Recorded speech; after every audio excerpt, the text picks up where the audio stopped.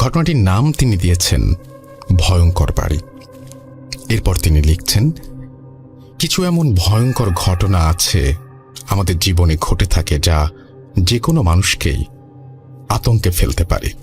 তেমনই এক ভয়ঙ্কর ঘটনা শুনেছি আমার এক দুঃসম্পর্কের আঙ্কেলের কাছ থেকে। আঙ্কেল ছিলেন আমেরিকান প্রবাসী। দেশে আসার পরে আমাদের বাসায় বেড়াতে আসেন তিনি। তখন পারিবারিক আড্ডার মাঝেই আঙ্কেল ঘটনার প্রসঙ্গ তোলেন। পরবর্তীতে ঘটনাটি শোনানোর জন্য জোর দিলে আঙ্কেল বলা শুরু করেন। চলুন ঘটনায় যাওয়া যাক। আঙ্কেল যেভাবে বলেছেন, প্রায় 15 বছর আগের কাহিনী। তখন আমি নতুন নতুন আমেরিকায় গিয়েছি। সেখানকার একটি রেস্টুরেন্টের ওয়েটার ছিলাম তখন। প্রথমে যেই বাড়িতে থাকতাম সেই বাড়ির মালিক হঠাৎ একদিন জানায় যে সে তার বাড়িটি ভেঙে ফেলবে। তখন যেই বাড়িতে আমি সহ আমার 2 জন সঙ্গী থাকতাম তাদেরকে নিয়ে আমেরিকার বোস্টন শহরের একটি নির্জন এলাকার একটি বেশ পুরনো 2 তলা বাড়ি পরবর্তীতে বসবাসের জন্য খুঁজে বের করি। বাড়িটা কিছুটা পুরনো হলেও সুন্দর ছিল এবং তুলনামূলকভাবে ভাড়া কম হওয়ায় 3 জনই রাজি ছিলাম। বাড়িটি যার কাছ থেকে নেই তাকে আমরা পুরো 1 মাসের ভাড়া শোধ করে বাড়িতে উঠি। বাড়িটি ডুপ্লেক্স সিস্টেমের ছিল, কিন্তু আমাদেরকে শুধু নিচের তলায় থাকার অনুমতি দেন। বাড়িটি খুলে দিয়ে যাওয়ার দিন কেয়ারটেকার আমাদের বলে যান মাঝে মধ্যে কিছু আওয়াজ হতে পারে যেগুলো কখনো কান দেবেন না এবং আওয়াজের উৎস খুঁজে তার পেছনে কখনো যাওয়ার চেষ্টা করবেন না। লোকটার কথা শুনে কিছুটা খটকা লাগলো, সন্দেহ হলো। আবার সন্দেহ বাড়ায় বাড়িটার 2য় তলায় যাওয়ায় যে সিঁড়িটা আছে সেটা দেখলাম যে কাঠ দিয়ে এমনভাবে বন্ধ করা যাতে কেউ ওপরে যেতে না পারে। বাড়িতে কি কোনো সমস্যা আছে নাকি? এই কথা কেয়ারটেকারকে জিজ্ঞেস করতে সে থতমত খেয়ে বলে, সমস্যা থাকলে কি আপনাদের কাছে ভাড়া দিতাম। তখন আমি বললাম, তাহলে ওপরে যাওয়ার সিঁড়ি বন্ধ কেন এবং কিসের আওয়াজের কথা বলছেন? কেয়ারটেকার বলল, ওপরের তলায় কিছু মূল্যবান জিনিসপত্র আছে, তাই কারো যাওয়ার অনুমতি নেই এবং আওয়াজ স্বাভাবিকভাবে আসতেই পারে, ওইগুলোতে কান দেবেন না। আমি এখন আসি, এই বলেই কেয়ারটেকার তাড়াহুড়ো করে চলে গেলেন। কিছুটা সন্দেহ থাকায় আমরা সেই সন্দেহ নিয়েই বাড়িটিতে থাকতে শুরু করলাম। প্রথম দিন ভালো কাটলো। ঘটনা শুরু হয় 2য় দিন থেকে। রাত 3টা এক বিকট আর্তচিৎকারে ঘুম ভেঙে যায়। হঠাৎ করে ঘুম ভেঙে যাওয়ায় শরীরে একটা কম্পন সৃষ্টি হয়েছে। বোঝার চেষ্টা করলাম কিসের আওয়াজ হতে পারে এটা। বুঝতে পারলাম অতিরিক্ত যন্ত্রণায় কাতর কোনো নারীর আত্মচিৎকার এটা। শব্দের উৎস খুঁজতে যাবার জন্য বের হয়ে উঠলাম এবং রুম থেকে বের হব এমন সময় মনে পড়ল কেয়ারটেকারের কথা। সে কোন রকম আওয়াজে কান দিতে মানা করেছে। অনেক কিছু ভাবার পর ঠিক করলাম সকালে উঠে বিষয়টা নিয়ে খোঁজ করব। পরের দিন সকালে বিষয়টা নিয়ে অনেক খোঁজাখুঁজির পরেও কিছু জানতে পারলাম না। 3য় দিন রাতেও ঠিক একই রকম আওয়াজ শুনলাম, কিন্তু মেয়েলি কণ্ঠটার পর পুরুষ কণ্ঠ বাঁচাও বাঁচাও বলে চিৎকার শুনতে পেলাম। কিছুটা ভয় পেলাম, তাই কাঁথা মুড়ি দিয়ে চুপচাপ ঘুমিয়ে পড়লাম। পরের দিন সকালে আমার এক সঙ্গীকে খুঁজে পাওয়া যাচ্ছে না। অনেক খোঁজাখুঁজির পর খেয়াল করলাম ওপরের তলার যে সিঁড়িটা কাঠের ব্যারিকেড দেওয়া সেটি পুরোপুরি ভাঙা। আমার আরেকজন সঙ্গীকে সাথে নিয়ে জলদি ওপরে উঠলাম। ওপরের ফ্লোরে উঠে দেখলাম রক্তে হ্যাচড়ানোর দাগ, যা একদম একটা রুম থেকে আরেকটা রুমে চলে গেছে। দাগ ফলো করে রুমটাতে ঢুকে যা দেখলাম তা দেখার জন্য আমরা প্রস্তুত ছিলাম না। দেখলাম আমার যেই সঙ্গীকে খুঁজে পাওয়া যাচ্ছিল না সে মেঝেতে রক্তাক্ত অবস্থায় পড়ে আছে। আমরা তাড়াতাড়ি তাকে নিচের তলায় নিয়ে এলাম এবং পুলিশ আর অ্যাম্বুলেন্স খবর দিলাম। আমার সঙ্গীর অবস্থা খুবই খারাপ, আইসিইউতে অ্যাডমিটেড হলো। পুলিশ আমাদের জিজ্ঞাসাবাদ করছে। আমি পুরো ঘটনা খুলে বলি। পুলিশ আমাকে বলেন, আপনারা যে এই বাড়িতে থাকতে এসেছেন এটি তো একটি পরিত্যক্ত বাড়ি। এই বাড়ি ঘিরে অনেক ভয়ঙ্কর ঘটনা রয়েছে। পরে আমি বললাম যে কেয়ারটেকার তো আমাদের তেমন কিছু বলেনি। পুলিশ অফিসার বললেন, কিসের কেয়ারটেকার? এই বাড়ি দেখাশোনা করার কোনো লোকই তো নেই এবং এই বাড়ির মালিক 7 বছর আগে মারা গেছেন। আর আপনারা যার কাছ থেকে ভাড়া নিয়েছেন সে হয়তো কোনো প্রতারণা করে পালিয়ে গেছে আপনাদের সাথে। এসব শুনে মাথায় যেন আকাশ ভেঙে পড়ল। পরে বাড়িটি পুলিশ সিলগালা করে দিয়ে চলে গেল। এবং আমার সঙ্গী সুস্থ না হওয়া পর্যন্ত এই শহর ছেড়ে কোথাও যেতে না করলো আমাদের। প্রায় 1.5 মাস পর আমার সঙ্গী কিছুটা সুস্থ হলেন। পরে পুলিশ তার মুখে পুরো ঘটনা শুনতে এলো। তার সাথে ঘটে যাওয়া সেই রাতের ঘটনা সে আমাদের বলতে লাগলো। সেদিন রাতে সেও ওই আর্তনাদ শুনতে পায় এবং সেই আওয়াজের উৎস খুঁজতে রুম থেকে বের হয় এবং বুঝতে পারে আওয়াজটি ওপরের তলা থেকে আসছে। সে ওপরের তলায় যাওয়ার সিঁড়ির সামনে যেতেই কেউ একজন গোঙানো আওয়াজ করে বলে, উঠে আমাকে একটু জল দাও। সে একটু সামনে এগোতেই তার ভেতরে কোনো এক অজানা শক্তি কাজ করলো এবং সে সিঁড়ির মাঝের কাঠের ব্যারিকেড ভেঙে ফেললো। আর একটু ওপরে যেতেই সে একটি রুম থেকে গোঙানির আওয়াজ পেল। সেই রুমের সামনে আসতেই বিচ্ছিরি এক গন্ধ তার নাকে ভেসে এলো। আর একটু সামনে এগোতেই সে দেখতে পেল এক মুমূর্ষ নারীকে। একই অবস্থা, তার পুরো শরীর থেকে মাংস পচে গলে পড়ছে এবং নারীটি তাকে দেখে একটু পানি দিতে বলল। এই দৃশ্য দেখে সে ভয়ে পেছন ফিরে এক দৌড় দেয়। এমন সময় সেই নারী ধপ করে তার সামনে চলে আসে এবং সে নারীর সাথে ধাক্কা খেয়ে মাটিতে পড়ে যায়। কোনো মতে উঠে আবার পালাবার চেষ্টা করে, কিন্তু ভয়ঙ্কর নারীটি এইবার তাকে পুরোপুরি চেপে ধরে। এক প্রকার ধস্তাধস্তি হয় তাদের মাঝে এবং অবয়বটা তাকে হাওয়ায় উড়িয়ে নিয়ে একের পর এক দেয়ালে আঘাত করতে থাকে। ফলে এক সময় শরীর ক্ষতবিক্ষত হয়ে এক পর্যায়ে রক্তাক্ত হয়ে সে জ্ঞান হারায়। পরে খোঁজ নেবার পর আমরা জানতে পারি বছরখানেক আগে এই বাড়িতে এক দম্পতি থাকতেন। সেই দম্পতির স্বামী তার স্ত্রীকে ফেলে আরেক মেয়েকে বিয়ে করে অন্য শহরে চলে যান এবং সেই স্ত্রী এই বাড়িতে একদিন গুরুতর অসুস্থ হয়ে যত্নের অভাবে না খেতে পেয়ে ধুকে ধুকে মৃত্যুর কোলে ঢলে পড়ে। এই বাড়ি থেকে তার পচা লাশ উদ্ধার করা হয়। তারপর থেকেই এই বাড়িটিতে অস্বাভাবিক ঘটনা ঘটে এবং কেউ থাকার চেষ্টা করলে খুব খারাপ অবস্থায় বের হতে হয়। শুনেছি এই পর্যন্ত 2 জনের মৃত্যুও হয়েছে এই বাড়িতে। তো এই ছিল ঘটনা। ভালো লাগলে পড়ে শোনাবেন। আমি অনেক দিন পর একটা চমৎকার ঘটনা পড়লাম আসলে, এবং এই ঘটনাটা পড়তে গিয়ে আমি কয়েকবার নিজে শিহরিত হয়েছি। আমি জানি না যে ওই বাড়িটি এখন কেমন আছে, সেই বাড়িতে যারা থাকে তারাই বা কেমন আছে। নিশ্চয়ই তাদেরকে বিরক্ত করতে আর কেউ সেই বাড়িতে যায় না। আপনি একটা বাড়ি ভাড়া নিলেন, ধরুন না সেটা ঢাকা শহর বা ঢাকার বাইরে কোনো একটা জায়গায়। সেই বাড়ির আগের কোনো ইতিহাস আপনি জানেন না। হঠাৎ করে একদিন এই পরিস্থিতির সম্মুখীন হলেন। হয়তো দেখলেন এখানে যেমন দোতলায় যাবার সিঁড়ি, ওখানে হয়তো ছাদের সিঁড়িটা বন্ধ করে দেয়া। ছাদে যাওয়ার নিয়ম নেই এটা বলেই হয়তো ক্ষান্ত হলেন।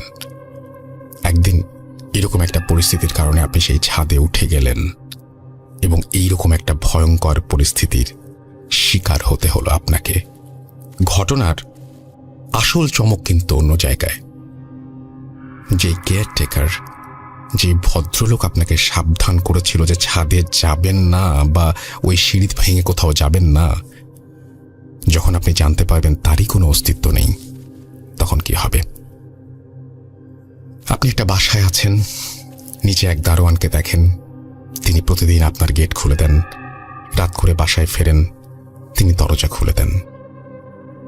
একদিন হঠাৎ করে আপনাদের হয়তো অ্যাপার্টমেন্টের সোসাইটির কোনো একটা মিটিংয়ে আপনি জানতে পারলেন এইরকম কোনো দারোয়ানের কোনো অস্তিত্বই এই বাড়িতে নেই, শুধু আপনারই তার সাথে দেখা হয়েছে। কেমন লাগবে একটু বলুন তো? I am not a storyteller, but আমার মনে হয় যে অ্যাজ আ লিসনার এরকম কোনো ঘটনা যেরকমভাবে আমাকে আতঙ্কিত করে, যারা এটা ফেস করে তাদের আরো লক্ষ কোটি গুণ বেশি আতঙ্কের মধ্যে নিয়ে এসে ফেলে। যদি কোনো ঘটনা থাকে এরকম, জানিয়ে দিন। আমাদের ইমেল অ্যাড্রেস হচ্ছে russell.booth.com@gmail.com। অপেক্ষায় থাকলাম আপনার ঘটনায়। চলুন চলে যাই আমাদের পরের স্টোরিতে।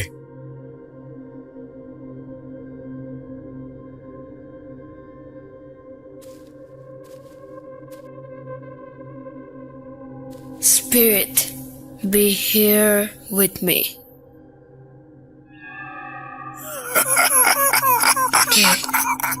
কে তুমি? Booth.com. The fear returns with Russell.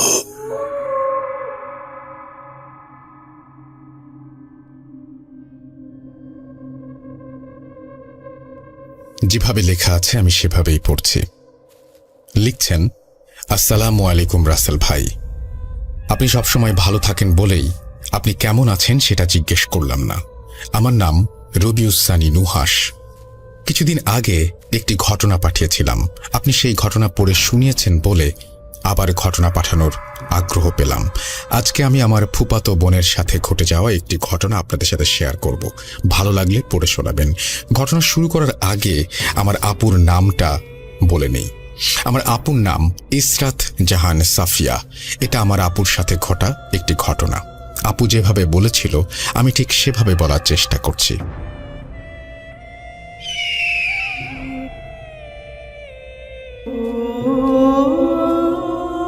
2013 সালের কথা। আমি তখন ইন্টারমিডিয়েট পরীক্ষার্থী। 2012 সালের নভেম্বর মাসে আমরা বাসা চেঞ্জ করি। ওই বাসাটা 4 তলা, আমরা দোতলায় উঠি। আমাদের বাসার নিচের তলায় থাকতেন যারা, তাদের খুব অল্প দিনেই খুব ভালো সম্পর্ক হয়ে ওঠে। সম্পর্কটা আরো ভালো হওয়ার কারণ হচ্ছে সেই বাসায় আমার সমবয়সী একটি মেয়ে ছিল। ওর নাম নিশি, সেও ইন্টারমিডিয়েট পরীক্ষার্থী। তাই আমাদের ভাবটা জমে উঠেছিল। আমরা বিকেলে প্রায়ই ছাদে উঠে গল্প করতাম। দেখতে দেখতে আমাদের এক্সাম চলে এলো। তখন আর আগের মতো নিয়মিত ছাদে যাওয়া হতো না। পরীক্ষা শেষ হলো, আমি আর নিশি আবার আগের মতো আড্ডা দেওয়ার জন্য ছাদে চলে যেতাম। একদিন গল্প করতে করতে ভূত নিয়ে আমাদের গল্পের মূল বিষয়বস্তু হয়ে ওঠে। ও আমাকে বলল, তুমি জিন বিশ্বাস করো? আমি বললাম, হ্যাঁ করি। কখন তাদের দেখেছো? আমি মাথা নাড়িয়ে না বললাম। এবার আমি হেসে উড়িয়ে দিয়ে বললাম, নিশি তুমি এমন ভাবে জিজ্ঞেস করছো যেন তুমি নিজেই দেখেছো। নিশি বলল, আমি তোমাকে কিছু বলতে চাই। আমি বললাম, আচ্ছা বলো। তখন মাগরিবের আজান দিয়ে দেয়। নিশি বলে, তুমি আমাদের বাসায় 1 ঘন্টা পরে এসো, তোমাকে আমি কিছু বলবো। আমি বললাম, আচ্ছা ঠিক আছে, কাল আসি। নিশি বলল, না আজই। আমার কেমন যেন লাগলো ব্যাপারটা। অনিচ্ছা থাকা সত্ত্বেও বললাম, আচ্ছা আসবো। ওর বাসায় এই প্রথমবার গেলাম। ও সোজা ওর রুমে আমাকে নিয়ে গেল। ছোট্ট একটা রুম, খুব গুছানো। ও আমাকে বসতে বলল। 5-10 মিনিট কথা বলার পর খেয়াল করলাম যতবারই ও আমাকে কিছু বলতে চাচ্ছে দেখি আন্টি উঁকি দিচ্ছে। আমার যতদূর মনে হলো যে আন্টি নিশিকে কারো সাথে মন খুলে কথা বলতে দেন না, কিংবা আন্টির লুকিয়ে কথা শোনার ইচ্ছে হচ্ছিল। যাই হোক, আমি পাত্তা দিলাম না। কথা বলতে বলতে হঠাৎ আমার খুব পানির পিপাসা পেল। ও পানি আনতে অন্য রুমে গেল। এইবার চোখ পড়ল ওর টেবিলের ওপর।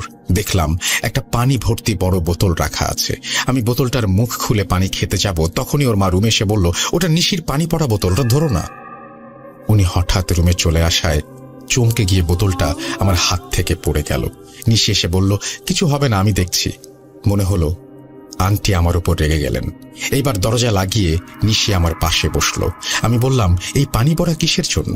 ও একটু ভেবে বলল, আমার কথা ছাড়ো, বলবো সব। আচ্ছা, তুমি কি রোজ সকালে দড়িতে লাফ দাও? আমি বললাম, হ্যাঁ মাঝে মাঝে। ও আমার হাতটা শক্ত করে ধরে বলে, আর দড়ি লাফ দিও না প্লিজ। আমি জিজ্ঞেস করলাম, তোমার ঘুমের অসুবিধা হয়? তাহলে আমি বিকেলে দড়িতে লাফ দেব। ও মাথা নাড়িয়ে বলে, তোমাকে আমি মানা করছি, তুমি কোনো দিনও দড়িতে লাফ দিও না। এইবার আমি সত্যি সত্যি মনে মনে রেগে যাচ্ছি, কিন্তু প্রকাশ করছি না। এমন ভাবে বলছে যেন আমার বাসায় দড়িতে লাফ দেওয়ার ব্যাপারটার স্বাধীনতাটুকু পর্যন্ত আমার নেই। আমি দড়িতে লাফ দিলে ওর কি সমস্যা আমি বুঝতে পারছিলাম না। আমি বলি, দেখো কেন নিষেধ করছো যদি কোনো সমস্যা না থাকে? ও আমাকে থামিয়ে দিয়ে বলে, তোমার সমস্যা হবে, কষ্ট হবে। আমি তোমাকে রিকোয়েস্ট করছি প্লিজ সাফিয়া, আমি তোমার ভালো চাই। এইবার আমি রেগে গিয়ে ওর হাতটা সরিয়ে বললাম, হয় নিষেধ করার কারণটা বলো, আর না হলে আমাকে মানা করো না। আমি বাসায় গেলাম। পেছন থেকে অবশ্য ও কয়েকবার ডেকেছিল, আমি পাত্তা দেইনি। রাতে খুব খারাপ লাগছিল। ওর সাথে ওইভাবে কথা বলাটা ঠিক হয়নি আমার। ভেবেছি কাল ছাদে দেখা হলে সরি বলে দেব, কিন্তু ওকে আর আমি পরের দিন ছাদে পাইনি। তাই সোজা তার বাসায় গেলাম। দেখি বাসায় 7 তলায় তালা মারা। মার কাছে শুনতে পাই ওরা গ্রামের বাড়ি গিয়েছে। ভাবলাম তাহলে পরে দেখা করে নিব। এদিকে আবার শুরু করলাম দড়িতে লাফ দেয়া। ভাবলাম ওরা বাসায় নাই, ওদের আর সমস্যা হবে না, ইচ্ছে মতো দড়িতে লাফ দিতাম। হঠাৎ খেয়াল করি আমার কোমরে ব্যথা অনুভব করছি। তাও দড়িতে লাফ দিলাম। ভাবলাম একদিন এক্সারসাইজ না করলে আমার শরীর আরো ব্যথা করবে, কিন্তু না, ব্যথা আমার মোটেও কমছে না।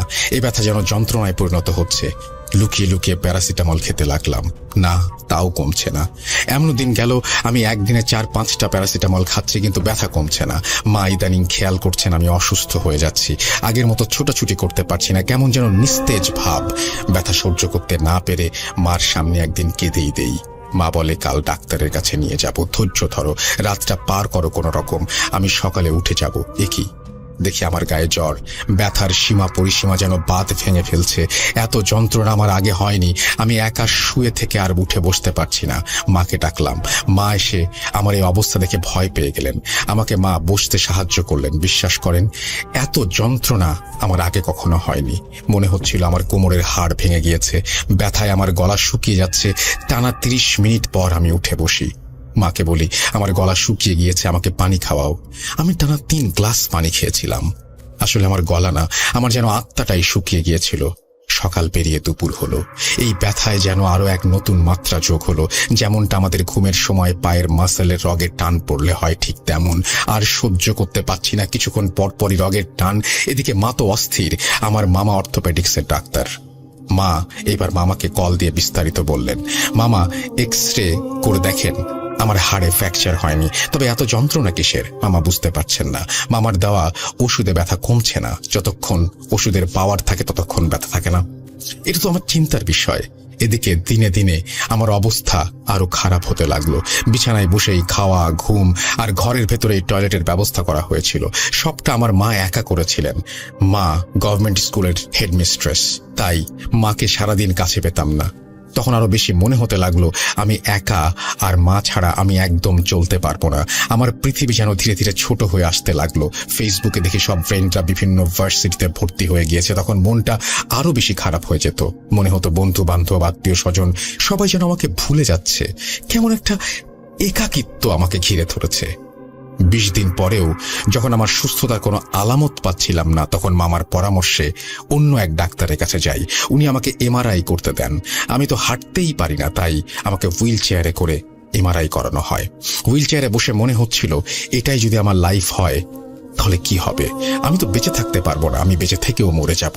যাক, ডাক্তার আমাকে ওষুধ দিলেন। উনি বললেন ভালো হয়ে যাবে। আমার বিশ্বাস হয়নি, তাই কেঁদে দিলাম ডাক্তারের সামনেই। মা রোজ নামাজ পড়ে কাঁদতেন আমার অসুস্থতার জন্য। আমিও পাশের রুমে মায়ের কান্না শুনে কাঁদতাম। দিনগুলো খুব কষ্টে কাটতে লাগলো। কিছুদিন পরের কথা বলি, আমি ঘরে একা, হঠাৎ কান্নার শব্দ পেয়ে ঘুম ভাঙে। কান্নাটা একটা বাচ্চার কান্না মনে হলো। বাচ্চাটা এমন ভাবে কাঁদছে যেন আরেকটু বেশি কাঁদলে ওর গলা দিয়ে বমি হয়ে যাবে। মাকে এত ডাকলাম, মা আসলো না। আমি একা একা শুয়ে উঠে বসার চেষ্টা করলাম। এত কষ্ট হচ্ছে, তাও যেন উঠে বসার চেষ্টা চালিয়ে যাচ্ছি, হার মানছি না। কতক্ষণ পর বসতে পেরেছিলাম বলতে পারবো না। এখন তো দাঁড়াবার পালা। সাহস করে ওয়াল ধরে দাঁড়ানোর চেষ্টা করি। মনে হচ্ছিল কোমরের রগগুলো টানছে, টনটন ব্যথা, কি যন্ত্রণা, যেন রগগুলো ছিঁড়েই যাবে। শুনতে পেলাম বাচ্চাটার কান্নার সাথে সাথে কাশি হচ্ছে। বুঝলাম ওকে শান্ত করতে না পারলে খারাপ কিছু হবে। কিভাবে যেন চেষ্টা করে দাঁড়িয়ে গেলাম। এখন হাঁটবো কিভাবে? আমার গলা শুকিয়ে যাচ্ছে। তাকিয়ে দেখলাম বালিশের কাছে আমার পানির বোতল। এখন নিতে গেলে যদি আর দাঁড়াতে না পারি, এই ভেবে পানি খাইনি। এখন যেন বাচ্চাটা ঘন ঘন কাশতে লাগলো, আর যেন জোরে জোরে চিৎকার করে কাঁদতে লাগলো। মনে মনে আমি আল্লাহর নাম নিচ্ছিলাম, আমাকে একটু শক্তি দাও আল্লাহ, মাসুম বাচ্চাটার খুব কষ্ট হচ্ছে। একটু একটু করে আমি পাশের রুমে হেঁটে যেতে চেষ্টা করি। ওয়াল ধরে ধরে এক পা করে এগোতে থাকি। জানি না কতক্ষণ লেগেছিল। গিয়ে দেখি একটা সুন্দর বাচ্চা, মুখটা এত মায়া, 8-9 মাস বয়স হবে। বললাম, এই দেখো আমি এসে গিয়েছি, কেঁদো না, আমার কাছে আসো। আসো বলছি, দেখলাম ও এলো না। তাই আমি ওখানে দাঁড়িয়েই তার কান্না থামানোর চেষ্টা করছি, তাকে হাসানোর চেষ্টা করছি। কিছুক্ষণ পর কান্নাটা থেমে গেল। ও খুশি হয়ে যেন আমাকে দেখে। আমি ভেঙচি কেটে তাকে আরো হাসাচ্ছি। কি মিষ্টি হাসি, মাশাআল্লাহ। হঠাৎ আমার মা আমাকে ডাক দেয়। আমি মায়ের ডাকে সাড়া দিয়ে চোখ খুলে বুঝতে পারি আমি ঘুমিয়ে স্বপ্ন দেখছিলাম। সেই দিন সকালে আমি নিজে উঠে বসার চেষ্টা করি। ভাবলাম স্বপ্নে তো ঠিক উঠতে পেরেছিলাম, তাই চেষ্টা করে দেখতে চেয়েছিলাম, কিন্তু সেদিনও একা শুয়ে থেকে উঠে বসতে পারিনি। মুচকে এসে মনে মনে বললাম, স্বপ্ন তো স্বপ্নই। সাফিয়া, তোমার জীবন 4 দেয়ালে বন্দী। এরপর থেকে প্রায়ই যেন বাচ্চাটাকে আমি স্বপ্নে দেখতে শুরু করি, স্বপ্নে ওর সাথে গল্প করি, খেলি, কিন্তু কখনোই তাকে স্পর্শ করিনি। যেন নির্দিষ্ট দূরত্ব আমাদের মাঝে। আমি চাই ওকে আদর করতে, কোলে নিতে, কিন্তু ওকে ধরতে পারি না। তবে একদিন স্বপ্নে একটু অন্যরকম কিছু দেখি। বাচ্চাটার হাসির শব্দে আমার ঘুম ভাঙে। তাকে একবার দেখবো বলে আমি পাশের রুমে ছুটে যাই। বিশ্বাস করেন, ওর কাছে যাওয়ার পর আমাকে এই অসহ্য ব্যথা সহ্য করে যেতে হয়। তাও তাকে একবার দেখার ইচ্ছেতে আমি পাগলের মতো সেদিকে ধাবিত হই। তখন স্বপ্ন না বাস্তব আমি বুঝি না, আমার কাছে সবকিছুই সত্যি মনে হয়। এবার দেখি বাচ্চাটি খাটের উপরে বসে হাসছে আর খেলছে, আর লক্ষ্য করে দেখি ওর পাশে কেউ নামাজ পড়ছে। বাচ্চাটা এত খুশি আমাকে দেখে, কি বলবো, যেন ও আমাকে দেখে হামাগুড়ি দিয়ে ছুটে আসতে চাচ্ছে। আমি খেয়াল করলাম বাচ্চাটা যেন খাটের খুব কিনারায় চলে এসেছে, আর একটু এগোলেই পড়ে যাবে, মাথা ফাটবে। এ দেখে আমি পাশে যে নামাজ পড়ছে তাকে বলছি, এই যে বাচ্চাটাকে ধরেন, ও পড়ে যাবে। মনে হলো উনি নামাজের ধ্যানে শুনতেই পাননি আমার কথা, আমি যে ডাকছি। বুঝলাম বাচ্চাটি যখন এগোবে তখনই এক দৌড়ে ওকে ধরতে যাই। নামাজে বসা মহিলাটি মনে হলো চমকে গেলেন। ওকে ধরতে পেরেছি, কি শান্তি লাগলো আমার। সেদিন ফজরের আজান শুনে ঘুম ভাঙে। আমার ঘুম ভাঙলে মনে মনে ভাবি, বাচ্চাটা ব্যথা পেত আমি না ধরলে। আমি হেসে বলি, যাক, এটা তো স্বপ্ন ছিল। আজ অন্য দিনের তুলনায় অনুভব করলাম ব্যথাটা কম। মনে হচ্ছে একটু চেষ্টা করলে আজ শোয়া থেকে উঠে বসতে পারবো। সত্যি সত্যি তাই হলো। ধীরে ধীরে ব্যথাটি কমতে লাগলো। 3-4 দিনের মধ্যে আমি একা বসতে পারি, সাথে একটু চেষ্টা করে দাঁড়াতেও পারি। সবই আল্লাহর রহমত আর আমার মায়ের দোয়া। আমি দোয়া করি আমার চরম শত্রুরও যেমন এমন কষ্ট না হয়। কিছুদিন পর আমাকে দেখতে নিশি এলো। আমি ওকে দেখে খুব খুশি হলাম। অনেক দিন পর এসেছে। আমি বললাম, আমি যে অসুস্থ তুমি শোনোনি? আসোনি কেন? ওই দিন একটু রেগে গিয়েছিলাম বলে তুমি রাগ করে আমাকে দেখতে আসোনি? জানো আমি তোমার কথা কত মনে করেছি, কত একা লাগতো আমার। ও আমাকে বলেছিলাম না, দড়ি লাফ দিও না, দেখছো কেমন অসুস্থ হলে। আমি বললাম, আল্লাহর রহমতে আমি এখন একা বসতে পারি, নিজে নিজে দাঁড়াতেও পারি। ও হেসে বলল, তুমি হাঁটতেও পারবে, দৌড়াতেও পারবে। তুমি দৌড়িয়ে যেভাবে বাচ্চাটিকে বাঁচিয়েছো, তার কান্না থামিয়েছো। আমি হেসে বলি, আর বলো না, কি মিষ্টি করে হাসে ওই বাচ্চাটা। নিশি চলে যাচ্ছে, মনে হলো খুব তাড়া। আমি বললাম, বসো, কিছু খেয়ে নাও, মাকে ডাকি। নিশি বলল, মা ছাদে গিয়েছেন, দরজা খোলা ছিল তাই ঢুকে পড়েছি। এবার যাই সাফিয়া, আর চিন্তা করো না, তুমি ভালো হয়ে যাবে ইনশাল্লাহ। নিশি চলে যাচ্ছে। কয়েকবার তার নাম ধরে ডাকলাম। একটু পর মনে হলো, সে কি, ও আমার স্বপ্নের কথা কিভাবে জানলো, যেটা আমি মাকেও শেয়ার করিনি। নিশি, নিশি একটু দাঁড়াও। কয়েকবার নাম ধরে ডাকলাম, সাড়া দিল না। মনে হলো ও ততক্ষণে বাসায় চলে গেছে। ভাবলাম পরে ওর কাছ থেকে জেনে নেব স্বপ্নের কথা কিভাবে জানলো। কি আশ্চর্য! ধীরে ধীরে আমি সুস্থ হতে লাগলাম, যেন দ্বিতীয়বারের মতো নতুন করে বাচ্চাদের মতো হাঁটতে শিখলাম। খেয়াল করলাম স্বপ্নে বাচ্চাটিকে আর দেখি না। 5 মাস লেগেছিল সুস্থ হতে। কিভাবে যে দিন চলে গিয়েছিল আল্লাহই জানেন। মনে মনে ভাবলাম আজ নিশির বাসায় যাব। বিকেলে ওদের বাসায় গেলাম। গিয়ে দেখি ওর মা বাসায়। বললাম, আন্টি নিশি কোথায়? ওকে একটু ডেকে দেন না। আন্টি এমন ভাবে আমার দিকে তাকিয়ে বলল, তুমি জানো না নিশি 3 মাস আগে বাসা থেকে পালিয়ে গিয়েছে, ও বিয়ে করেছে। আমি অবাক হলাম। 3 মাস আগে? তার মানে আমি তো 10-12 দিন আগে ওর সাথে কথা বলেছি। কি বলেন আন্টি, বিশ্বাস হচ্ছে না। তখন উনি নিশির কথা আমাকে কিছু বললেন। আমার প্রশ্ন হলো, সেই দিন তাহলে আমি কার সাথে কথা বলেছিলাম? সেই দিন কে আমার পাশে ছিল? সব যেন এলোমেলো লাগলো। মনে মনে ভাবলাম, ওর সাথে যদি আবার কোনোদিন দেখা হয় তাহলে ওকে জিজ্ঞেস করব, ও কেন আমাকে দড়িতে লাফ দিতে মানা করেছিল। আমি যে অসুস্থ হব সেটা কিভাবে জানতো? আমার স্বপ্নের কথা কিভাবে জানলো? কিভাবে আমার বাসায় এসেছিল? অনেক অনেক প্রশ্ন জমে আছে। এই ছিল আমার ঘটনা। সেই দিন নিশির মায়ের সাথে কথা বলে নিশির পানি পড়ার কথাও জানতে পেরেছিলাম। নিশির জীবনের কথা শুনতে আগ্রহী হলে আমি শোনাবো। তবে বলে রাখি, এরপর ওর সাথে আমার আর কখনো দেখা হয়নি, কারণ আমরা 2-3 মাস পরে বাসা বদলাই। আসলে সৃষ্টিকর্তার উপর সবসময় ভরসা রাখতে হয়, তাই মাঝে মাঝে নিজে সান্ত্বনা দেই। আল্লাহ আমায় স্বপ্নে হয়তো পরীক্ষা করেছিল, পরীক্ষায় বাচ্চাটির খারাপ চাইনি বলেই হয়তো আমি আল্লাহর পরীক্ষায় উত্তীর্ণ হতে পেরেছি। সাথে সাথে মায়ের দোয়া তো ছিলই। যাই হোক, আমার জন্য দোয়া করবেন। সবাই ভালো থাকুন, সুস্থ থাকুন, এই দোয়া করি। আল্লাহ হাফেজ। খুবই কনফিউজিং একটা স্টোরি, কিন্তু খুব ইন্টারেস্টিং। সেটা হচ্ছে এই নিশি আসলে কে? এবং এই নিশি দড়িতে লাফ দেওয়ার ব্যাপারটা কিভাবে জানো, এটা আমি ডেফিনেটলি জানতে চাই আপনার কাছ থেকে সাফিয়া, এবং আপনি অবশ্যই আমাকে জানাবেন। তার আগে লিসেনার যারা শুনছেন তাদেরকে বলবো গেস করতে ঘটনাটি আসলে কি ঘটেছিল, কেন এইরকম ঘটলো, এই মেয়েটি বলল আর জীবনে এত কিছু ঘটলো, এটা আপনার সাথে ঘটলে আপনার কেমন লাগতো একটু ভেবে দেখুন। জানতে চাই নিশির এই ঘটনার কোনো ব্যাখ্যা আপনার কাছে আছে কিনা। পাঠিয়ে দিন russell.bhuth.com@gmail.com এই অ্যাড্রেসে। চলে যাচ্ছি পরের ঘটনায়।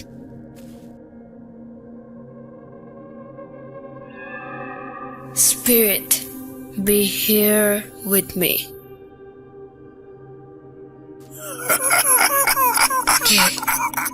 কে তুমি? Bhuth.com. The fear returns with Russell.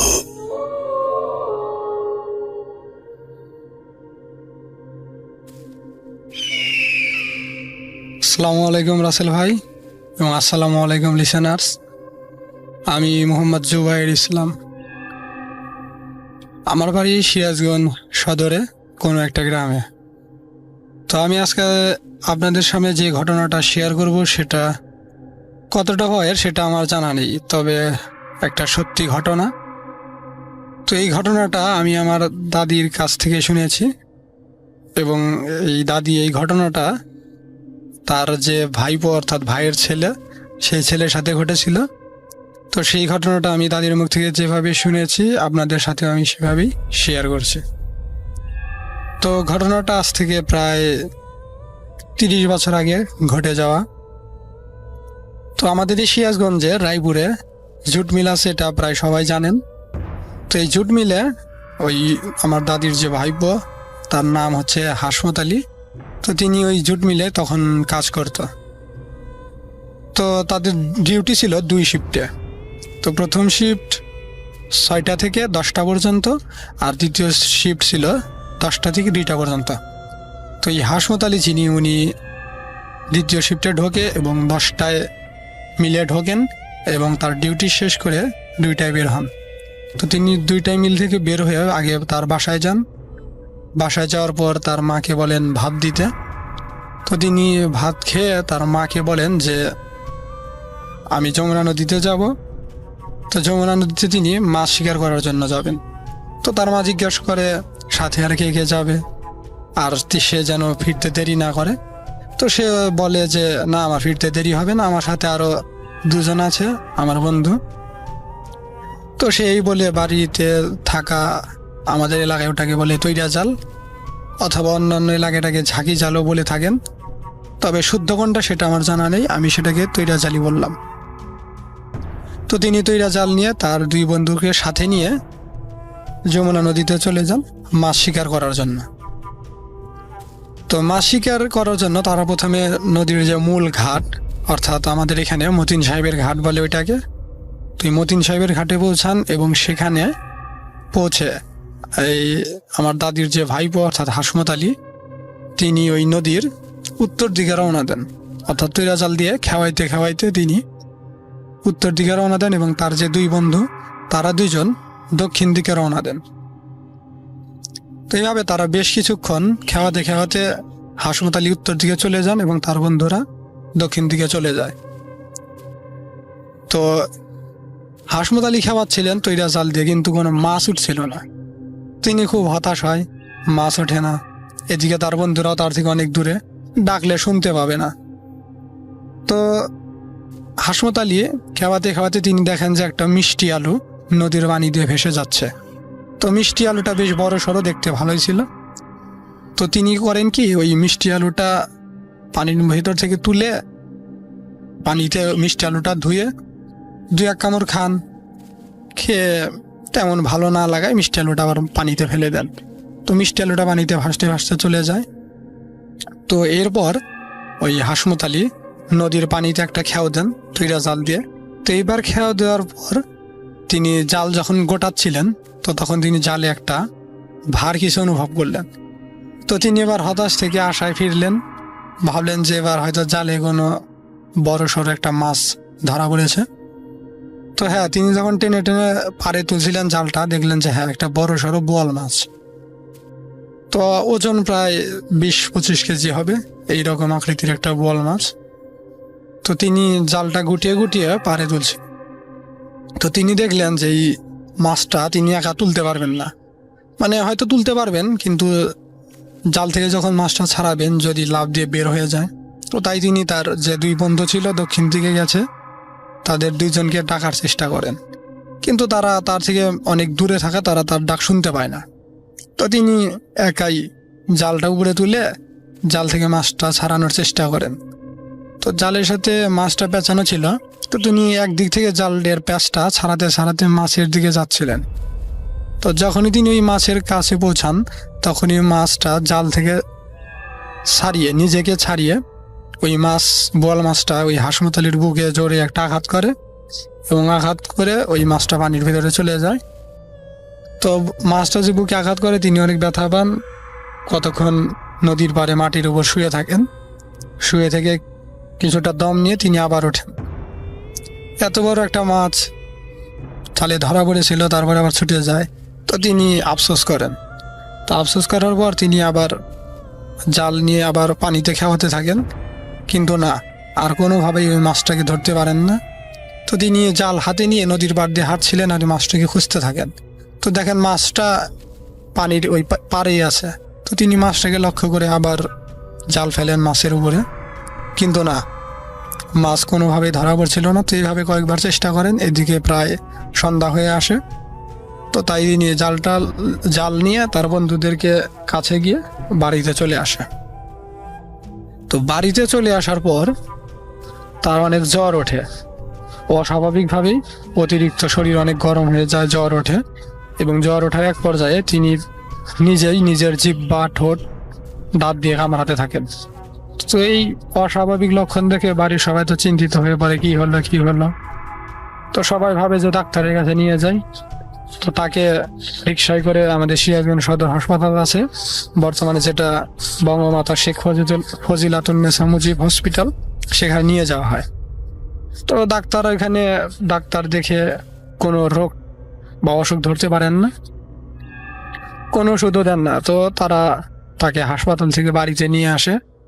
তো বাড়িতে নিয়ে আসার পর বাড়ির মুরব্বী কয়েকজন বলে যে একটা কবিরাজ নিয়ে আসা। তো তখন মুরব্বীদের কথা মতো একজন কবিরাজকে নিয়ে যাওয়া হয় বাড়িতে। তো কবিরাজ ওইখানে গিয়ে, তো কবিরাজ তাকে দেখেই বলেন যে একে তো মেসো দেও আমাদের এলাকা যেটাকে বলে, বা আপনারা হয়তো অনেকে দেও বলে থাকেন, মেসো দেও আক্রমণ করেছে, থেকে আর বাঁচানো সম্ভব না। তো সবাই বিশ্বাস করে না, কেন বাঁচানো সম্ভব না। তো তখন ওই কবিরাজ হলুদ, মানে কাঁচা যে হলুদ, তো ওই হলুদ 2টা পোড়া দিয়ে 2 কানের মাঝখানে দেয়, কানের ভেতরে দেয়। তো দিলে তখন ওই মেসো দেও কথা বলতে থাকে ওই হাসমতালির জবান দিয়ে। তো সে বলে একে তো আমি খেয়ে ফেলেছি, আমাকে খেয়ে ফেলেছে, আমি ওর পেটের ভেতরে চলে গেছি, তো একে আর ফেরানো সম্ভব না। তো বলে কিভাবে পেটের মধ্যে চলে গেল?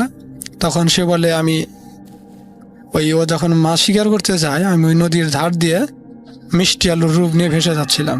তো ওই মিষ্টি আলুটা নিয়ে 2-1 কামড় খায়, যার ফলে আমি ওর পেটের ভেতরে চলে যাই। তো এখন আর আমার সম্ভব না, আমি আর ওকে ছাড়তে পারবো না, আমি ওকে খেয়ে ফেলেছি। তো এই বলে কবিরাজ চলে যায়। তো চলে যাওয়ার কিছুক্ষণ পরেই তিনি একটা চিৎকার দিয়ে ওই দিনই মারা যান। তো এই ছিল রাসেল ভাই ঘটনা, তো একদম সত্যি ঘটনা। তো তিনি আজ থেকে প্রায় 30 বছর আগে মারা যান এই ঘটনায়।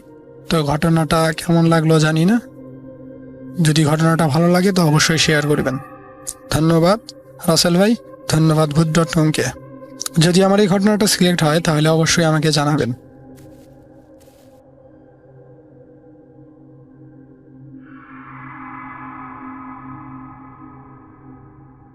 Spirit, be here with me.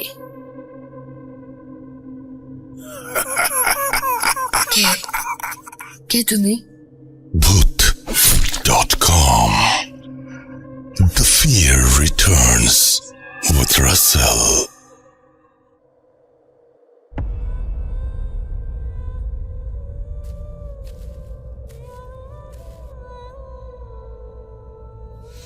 Yes, শুনছেন ভূত.com এবং আমি আশা করছি যে আপনারা সবাই এনজয় করছেন। আরও ঘটনা রয়েছে, সুতরাং কেউ কোথাও যাবেন না। Thank you very much. আমরা চলে যাব আমাদের পরবর্তী স্টোরিতে। আশা করছি এই ঘটনাটি আপনাদের ভালো লাগবে এবং আমাদের সঙ্গে পুরোটা সময় থাকবেন। চলুন কথা না বাড়িয়ে সরাসরি চলে যাই পরবর্তী ঘটনায়। Spirit, be here with me.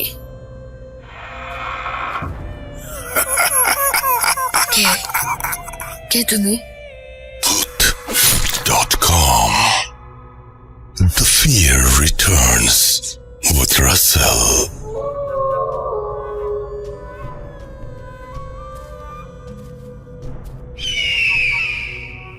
আসসালামু আলাইকুম রাসেল ভাই এবং সকল লিসেনার্স, আশা করছি সবাই ভালো আছেন এবং সুস্থ আছেন। সো আজকে আমি যে ঘটনাটা শেয়ার করতে চাই সেটা বেসিক্যালি আমার ফ্যামিলির সাথে ঘটে যাওয়া, আমার ফ্যামিলি রিলেটেড। সো এই ঘটনাটা হচ্ছে খুব সম্ভবত 2007-এর ঘটনা, বাট 2006 অথবা 7 যে কোনো একটা হবে।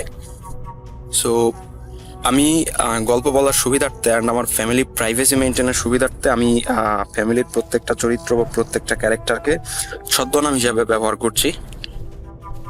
তো 2007 সালের দিকের ঘটনা, যখন আমার ভাবি, আগে একটু ফ্যামিলির বিষয়টা বলি। ফ্যামিলিতে আমি, বাবা, মা, বড় ভাইয়ের ওয়াইফ, এই 5 জন ছিলাম বেসিক্যালি।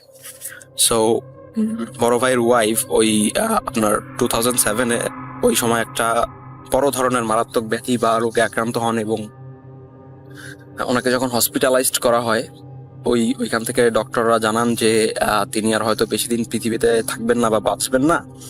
সো এই সময়ের মধ্যে যতটুকু সম্ভব তার সেবা যত্ন করার ট্রাই করেন, সে যা যা খেতে চায় বা যা তার ইচ্ছা সেগুলাকে পূরণ করার চেষ্টা করেন, তার সাথে বিহেভিয়ার ঠিকঠাক রেখে ভালোভাবে সবকিছু মেনটেন করার ট্রাই করেন, কারণ তিনি 4-5 মাসের বেশি আর হয়তো পৃথিবীতে থাকবেন না বা বাঁচবেন না। এই কথা শোনার পর খুব স্বাভাবিকভাবে ফ্যামিলির মধ্যে একটা বড় ধরনের সমস্যা সৃষ্টি হয়ে গেল। অ্যান্ড ওনার অসুস্থতার মাত্রাটা এতই ছিল যে উনি দেখা গেছে একদম বিছানায় পড়ে গেছে, বিছানা থেকে উঠতে পারেন না, খাবার দাবারও একদম খাওয়া বন্ধ হয়ে গেছে টোটালি, মানে খুবই বাজে অবস্থা। তো এই অবস্থায় উনি এভাবেই চলছে, সবকিছু ট্রিটমেন্ট চলছে স্বাভাবিকভাবে। ডাক্তাররা যে সকল ওষুধ সাজেস্ট করেছিলেন সেই সকল ওষুধ দিয়ে ট্রিটমেন্ট, স্বাভাবিক ট্রিটমেন্ট আর কি চালানো হচ্ছে কোনো রকম। অ্যান্ড যা যা উনি চাচ্ছেন, খাবার দাবার টুকটাক এরকম পূরণ করা হচ্ছে আর কি। সো এইভাবেই চলছে। অ্যান্ড উনি আল্লাহর নাম পর্যন্ত কানে দেওয়ার একটা সিচুয়েশন তৈরি হয়ে গেছিল ওই সময়। তো যেই মেইন ঘটনাটা এই গল্পের আকর্ষণ, সেটা হচ্ছে একদিন রাতে উনি ঘুমিয়ে আছেন, সম্ভবত রাত 2:30 কি 2টা হবে এরকম সময় উনি রাত্রে ঘুমিয়ে আছেন। সম্ভবত বলে রাখি, আমরা হচ্ছে এই সময়টাতে ঢাকাতে যে কোনো একটা, পুরান ঢাকার যে কোনো একটা জায়গাতে থাকতাম ঢাকাতে। সো যেই বিল্ডিংটাতে থাকতাম সেই বিল্ডিং এর 2nd ফ্লোরে হচ্ছে ভাইয়ারা ওইখানে ওই দিন রাত্রে ছিলেন।